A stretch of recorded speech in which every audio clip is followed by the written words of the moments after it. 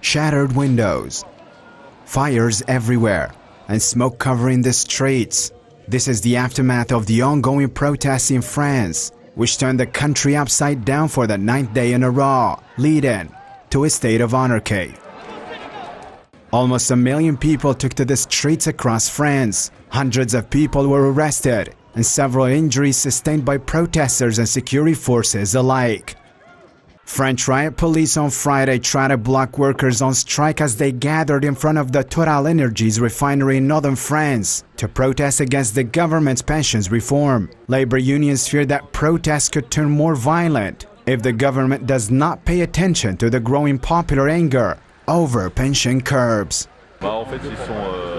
As a matter of fact, the police intervened to dislodge the strike picket that was installed at the entrance of the company. We are not stopping them from going to work. Sorry, we are all the more alarmed that they have also extracted the fire brigade men who were having a break and smoking a cigarette outside.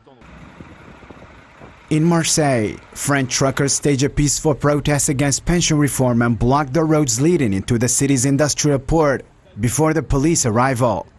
Even rallies in support of French protests took place in Greece. Hundreds of Greek workers and French nationals gathered outside the French embassy in Athens to show support for striking workers in France.